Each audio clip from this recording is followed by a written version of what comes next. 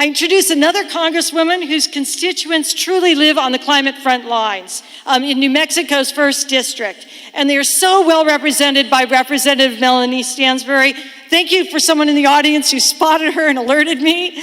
She's a science educator, a water scientist, and I love that she describes herself as a science and policy wonk. We need more wonks, just like we need more school teachers. It's intersectional.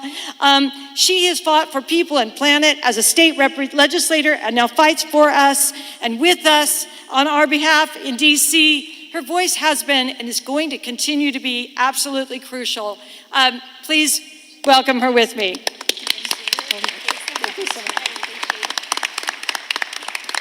All right, well, good afternoon, Democrats! Woo! Do I hear some noise about solving the climate crisis? Yeah! Are you all fired up? Yeah! Are you all ready to solve our clean air, our clean water, protect our lands, protect our sacred spaces, and make sure that we build a livable planet for our people? Yeah. Woo! All right, well, that's what we're about to do. And I'm Melanie Stansbury. I am deeply proud to represent New Mexico's 1st Congressional District.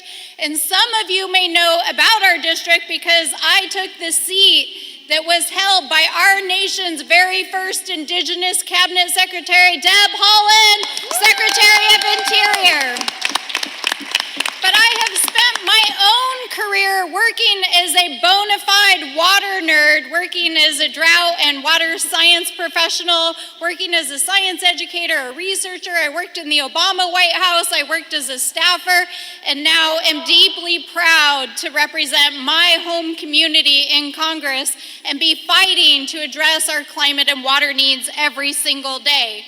But I'm here today to celebrate the 2nd birthday of the Inflation Reduction Act and to talk about the extraordinary climate leadership of our next President of the United States, Kamala Harris. I am sure it is said and been said probably 20 times this afternoon, but it can't be said enough, that the Inflation Reduction Act represents the largest climate and clean energy bill ever in the history of the United States. But not only is it the largest climate bill in American history, it is the most significant piece of climate legislation ever passed by any country in the history of the world. And do you all know who cast the tie-breaking vote to make it pass in the Senate? Kamala Harris.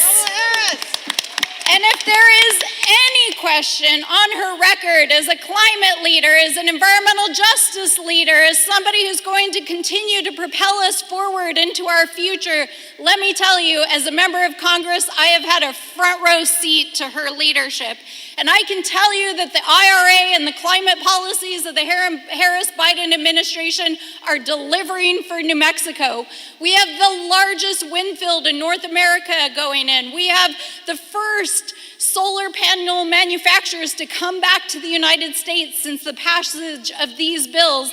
And we are building the workforce of the future between the Inflation Reduction Act, the Bipartisan Infrastructure Bill, and the CHIPS Act, which we all passed 2 years ago.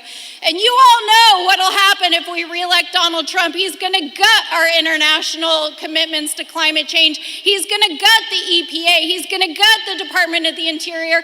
And he's going to take us back to the mid-century when rivers were on fire. And we're not gonna let it happen. So, if you all care about climate change, and I know you do, if you all care about the environment, and I know you do, and if you care about our people and our fundamental rights to clean air, clean land, and a future and a livable planet, let's get out there,